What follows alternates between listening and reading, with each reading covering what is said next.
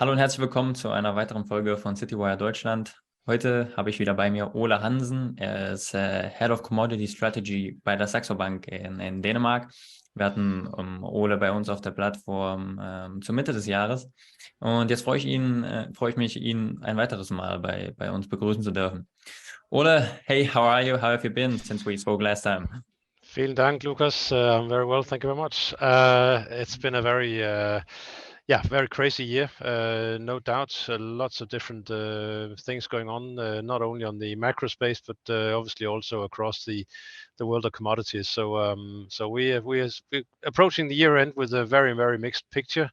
Following that strong run up we had in prices early in the year as the war broke out in Ukraine, but there's still plenty of uncertainties, and that basically just highlights it's going to be another year ahead of us where it's going to be at times very difficult to gauge what's really driving the markets.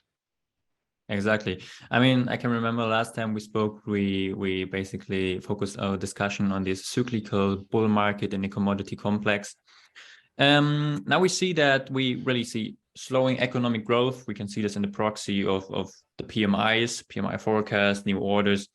These numbers still continue to collapse, and of course many commodity markets are highly correlated to economic growth, speaking for example in soft commodity complex, but also Dr. Copper or crude oil. So perhaps Ole, why don't we start with you giving us a little overview of how you currently look at the commodity complex? Is this cyclical bull market already over, or is this just paused? I think it's generally. I think it's just paused. Whether it's a cyclical and a broad bull market, that probably remains to be seen. I think we are seeing some signs especially on the agricultural sector, that some of the challenges that we've had in the past couple of years has started to ease. So that potentially could point to a better outlook for crop production in 23, and thereby also prices not raising to higher to the extent that we saw this year. So at least that's a good news part. But I think as we enter into 23, the thing that we need to work out is basically whether the recession fears, which are increasingly being shown through some of the very steep or the very elevated inversions we have of yield curves, especially in the US, where you look at the 2-10 yield curve is now inverted by 70 basis points. We haven't seen that since the early 80s. That is being regarded as a market as a pretty sure sign that we will see some level of recession next year. The question is obviously from a commodity perspective whether the supply concerns will equally be challenged as well, i.e. that we can have a slowdown in demand, potentially also a slowdown in supply, thereby keeping prices from falling which they normally would into a recession. And I think that's probably the main case that I see for some of the major commodities from crude oil to some of the metals, that yes, we will have a slowdown in economic growth, but yes, we will also at the same time see the supply side be challenged. So in the short term, and also what has been a key focus in the market now for, I would say, almost 6 months has been China. Its battle with Corona and its zero tolerance, and we just see that the new cases here as we are entering the latter part of November is hitting levels we haven't seen since early parts of 2022. And at the same time, it just come on top of China recently announcing that they were going to they have a plan to maybe ease some of the pressure on the local governments with regards to handling the COVID outbreak. So, but generally, there's no doubt that the outbreaks continues to have a negative impact on demand in China, and we're seeing that in the crude oil market, where right now the slowdown in crude demand in China is more or less equal to what OPEC Plus had cut production by, and that's also why we are seeing pricing coming down, because simply demand is entering into a soft period here towards the end of the year. But we're still concerned that the EU embargo against Russian oil will underpin the prices as we move into 23. So again, despite having an economic slowdown, oil prices potentially could still remain elevated and stuck in this 90 to $100 range. But in the short term, perhaps some additional weakness, because this is a time of year where where demand tends to be soft, and then that is then being increased by developments in China. If you look elsewhere, the metal sector, again, very much a China story. We just recently saw copper surge higher, but failed to break critical resistance. If you look at high-grade copper traded in New York, that level is $4 a pound. I think we came to around 396, and since then the market has corrected quite a bit lower. Same goes for gold, where we've seen the market respond to the weakness in the dollar recently, but also the drop in yields. The market trying to guess when we hit peak hawkishness in the US, i.e., at what time the Federal Reserve will start to take the foot off the tightening brakes. There's been quite a bit of disappointment on that front over the past couple of weeks, leading to renewed weakness in the gold price, and with that also the other metal prices. So we can talk cut report, which I think is critical to understand the movements, the correction we're seeing right now in copper and gold, because just in the week up until the middle of November, we had this Goldilocks week where dollar weakened, bond yields weakened, and we had this optimism related to Chinese reopening. That basically triggered a significant amount of buying across these metals, and now we're suffering the consequence from that, because both at the same time the dollar has reversed higher. We're seeing the COVID outbreaks in China putting a dampen on the optimism, and that's basically leading to quite a lot of recently established longs getting out. So I don't think we are. I think this is just a correction. I think overall we maintain a very positive outlook for both precious and industrial metals, simply based on the fact that China will come back, and in the gold market, investment market, we still believe that inflation will struggle to return to the levels that the market is currently predicting or forecasting. So high inflation at a time of weaker growth can potentially drive real yields lower, because nominal yields will not rise.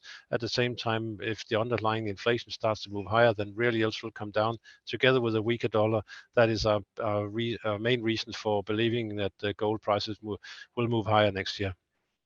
Of course, you touched a lot of important topics here right now. Let me talk again about copper. We also saw last week that basically, if you look at the forward curve, the 1 year spread went back into contango from a backwardation, which signals that this supply and demand picture becomes more balanced, but perhaps not because supply is substantially increased, but because demand is slowing a little bit more down. We see that in the copper market. Do you think that's also the reason why, for example, the oil market is correcting at the moment, because we also don't see significant ramp up in, for example, production, right?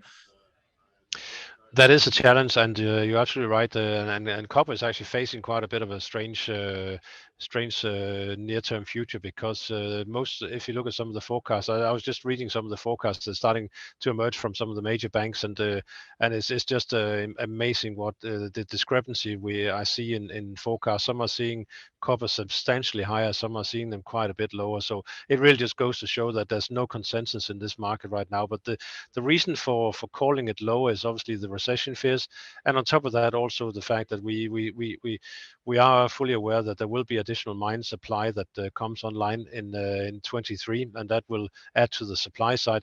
But then after that, the funnel starts to dry out, and we potentially could see a multi-year period of tightness in the copper market, and with the green transformation also supporting and underpinning the price. So I cannot. It's possible that we may see some near-term weakness based on that, and as long as the recession fears are there, but the long-term outlook is due to the supply side not being strong enough is still very strong. On the oil market, it's a similar story. We all know the story about the capex having been reduced in recent years by the oil majors. We came out of a half decade of ample supply, and where the ESG focus basically left many of these major oil companies not really wanting to enter into long-term investment projects. And I think I can fully understand why that is, because if you look at the oil forward curve, it's very steeply backwardated. Basically means the spot price is trading quite significantly higher than if you look at oil prices 5 years out. And if you are an oil major and you need to make a decision on a major investment that will not start to yield any return for another 3 to 5 years, and you at the same time have the IEA and others talk about a peak in oil demand in 5 years' time. OPEC, obviously, they differ completely. They see a peak in 10 years' time and then status quo for another 10 years. So basically not a slowdown in demand for another 20 years. I don't think there's anyone that believes that's going to be the case at this point. But let's just take the IEA outlook that we will start to peak in around 5 years' time. That basically means that from 5 years out, that's basically when these oil majors need to make their money back on their investments. And the outlook there is simply clouded by not only the supply, but also the level of demand as we move into a more electrified future. So that's going to be an interesting one to follow. But in the short term, it is the slowdown in Chinese demand, which is temporary. It will return. That's adding some pressure on the price. It is the inversion of the yield curve in the U.S. Pointing to a recession. So obviously, when you have the world's two biggest consuming nations both having some issues, then the oil market is left with I'll say nowhere to go but towards lower prices at this point in time. But obviously, you have to be careful not to get too aggressively on the short side, because we have Russian embargo or EU embargo on Russian oil from December, which will start to hurt in January and February. You got SPR reserves in the US, strategic reserves, which has been sold down quite dramatically. They need to be rebuilt, and we're probably getting close to prices here sub 80 in WTI, where they will slowly start to buy oil back if they can get away with it. So I think there is a natural flaw in the oil price, not far from where we are right now. So do you think we will end this chapter of fossil fuels and peak oil demand with strong prices in crude oil? I think that's the risk, simply because the investment is not going to be strong enough to meet the oil that's required until we get that peak level, and again who knows how maybe if it's not 5 years, potentially if anywhere between 5 and 10, then it's still a number of years where we need to find new barrels on a regular basis in order just to maintain status quo. We have to remember that out of if we assume that daily the global demand is around 100 million barrels, you need to find at least 5 million barrels a year just to maintain status quo. So it's not enough just to say well it's fine because there's no growth in oil demand. Well you still need to find at least 5% just to make up for wells that runs dry. So and I haven't at this point in time, I have not seen anyone actually forecasting a slowdown in demand for 23. They're all still pointing to increases of more than 1 million barrels. So as long as we have that, which is obviously based on the global economy not slowing down but not hitting into a recession, which I don't think it will. There will always be pockets of strength around the world that will keep the global growth at a plus level, and especially considering that most of the demand growth in oil still comes from emerging market countries where growth tends to be obviously higher and somewhat more stronger than what we're seeing in the developed world. Well, let's switch to the yellow metal, gold.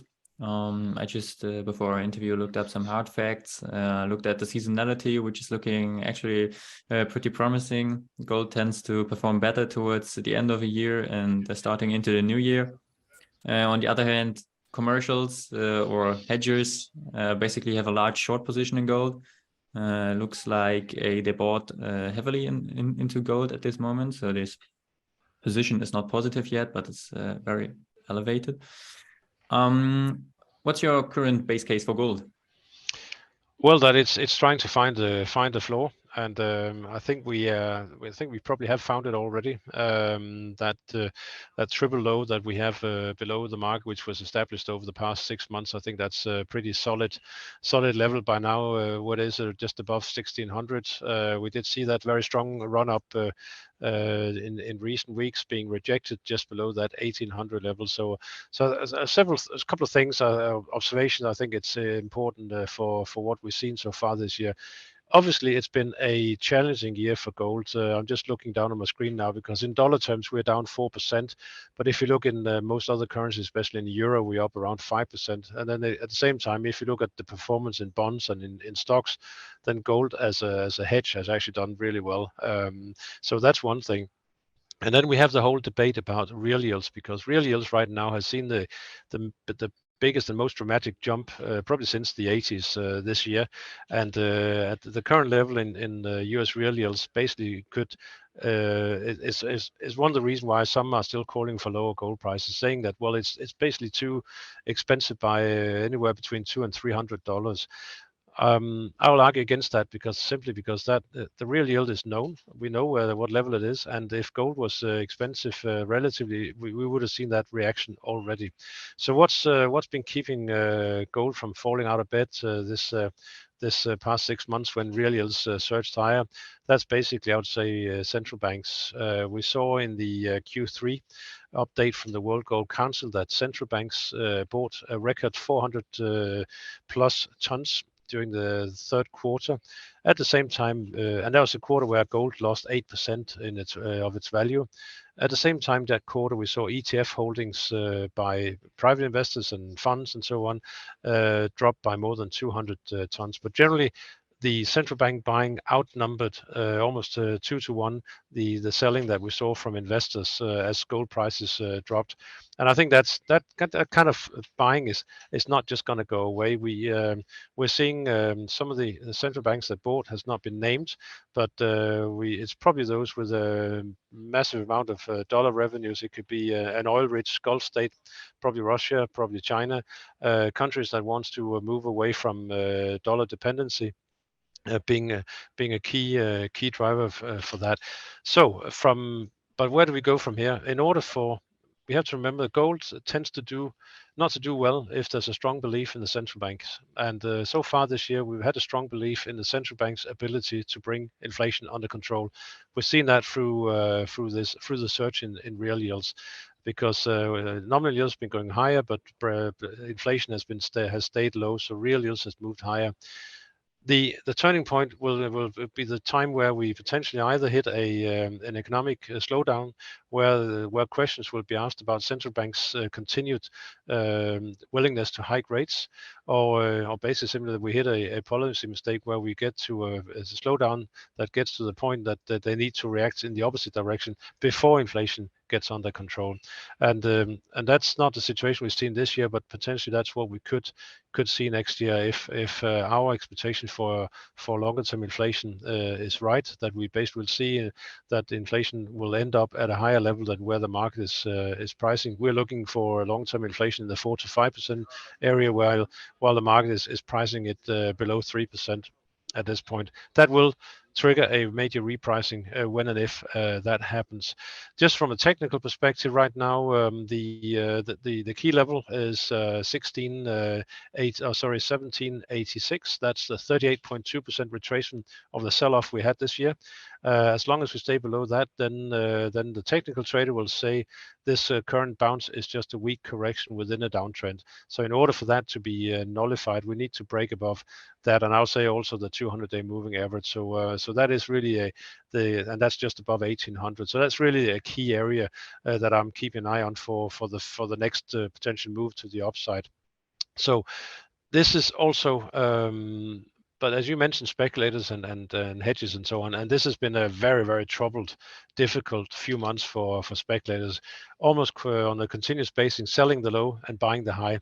Because hedge funds, what are they looking for? They're looking for the trend, and obviously the trend cannot. You have to act before the trend is established. So this is recent run up. We've seen a massive shift from a short position to a long position. The buying we had in the past couple of weeks was the strongest 2 week of buying interest since 2019, August 2019, and that basically that also now reflects the reason why we are drifting back down again, because there's quite a few recently established longs. They have to adjust their positions down again, and that's creating this volatility we are seeing in the market. But generally, Lucas, our view is that gold will have a good year in 23, simply because the headwinds we had this year with rising yields and a rising dollar is going to fade, and we potentially could potentially turn into to tailwind if we see the inflation story not going away at a time where the economic outlook is starting to slow.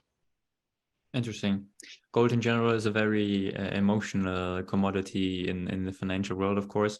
Another emotional topic, especially over here in Germany and in our community, are, of course, energy prices. Energy prices were very elevated, but recently collapsed, if you can say so, about 65%, for example, in Dutch gas. Of course, we stay in historic terms on very elevated levels. What do you make out of the current price action in the European energy markets? Very much weather related, as you said. Looking out the window here in Copenhagen, we just had our first snow. It was very cold this weekend, and we're also seeing the price tick higher. But luckily, we've had quite a few weeks with very mild weather. That basically means that the withdrawal season, two things has happened due to that. We've seen the gas inventories in Europe rise to extreme high levels, to almost to near full across the European continent. At the same time, the withdrawal season, where basically we start to take gas out of inventories, has been delayed by 3 weeks. So that basically means that we have a much bigger buffer now than we've had in recent years, especially last year. So that's obviously helpful. But we also have to remember that we can't just sit back and rest on our laurels now, because we need constant flows of gas into Europe, even though we got very high level of inventories. Because when peak winter demand kicks in January and February, there's really quite a substantial demand for gas, and we'll see inventories being depleted if we don't see constant flows of gas coming into the continent. And that's really where that's obviously the uncertainty, not only this winter, but especially next year, that with gas supplies down as much as they are, we need to rely on supplies from elsewhere. And that obviously means that we are looking at gas arriving on ships through LNG. That's when we enter a global market, and we're entering a more competitive market where we will have to compete with demand from Asia and South America. So far, we had the playing fields a little bit to ourselves, because the slowdown we've seen in China has reduced demand for gas into China, but that obviously can change, and that could potentially create a challenging 2023. But just looking in the near term, over the next 3 months, gas prices has returned to close to 100 euros per megawatt. Obviously, a lot lower than the 300 plus we saw a few months ago, but still very high relatively to the historic averages. And that will continue to be a challenge. We need to see now over the coming weeks, especially I'll say in Germany, because I've been absolutely surprised about the slump in gas demand in Germany, both from household and from industry. I watch these official numbers that come out from the gas board every week. I'm not quite sure the name is in German, but just looking at the start of November, basically the German demand was down by more than 50% on the same time last year. How much of that is demand destruction, how much of that is due to mild weather, we really only can find out when we get some colder weather. But at least as far as I can see, also here in Denmark, everyone is turning down the temperature, so we are saving more gas. We are spending less gas than we had done in the past, and that's really the reason why I'm an optimist and believe we will get through this winter fairly okay. But we still need to we still face the challenge of rebuilding inventory levels ahead of next winter, because the additional supply of gas from LNG terminals and new countries delivering gas to us, that obviously will take time before being re-established. We have a little bit the fear that the chemical industry in Germany over here decides to outsource production, for example, to US, where they basically have energy price stability, because they can produce a lot more than we can. We have to import most of our energy. And this also impacts, of course, fertilizer production. We had headlines of about 70% of European fertilizer production being down. Do you have new numbers on that? Do you know how the fertilizer production is currently looking? Unfortunately, I haven't, but there's no doubt that it will be it will be something that will be watched closely as we get into the spring.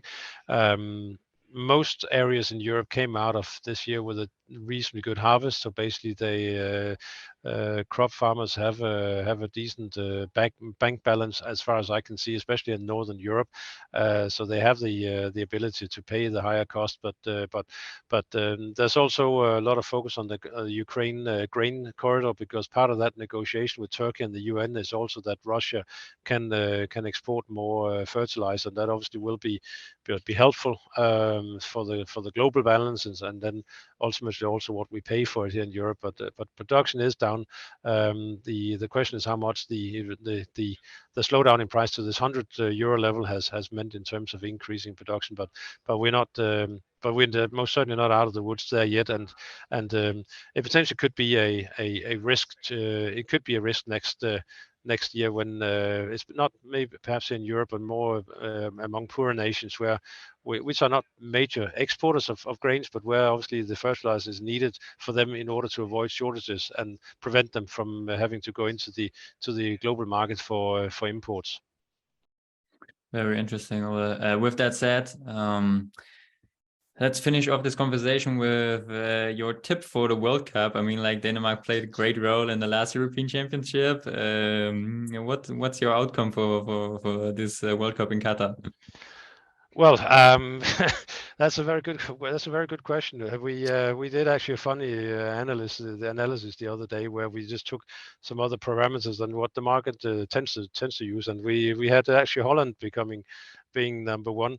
But as they won the Formula One this year, I think someone else should have the honor. So Denmark is playing in there as well. They've been doing reasonably well recently. I think it will end up. I think the World Cup will end up in Europe, but whether it's going to be Germany or Denmark, only time will tell.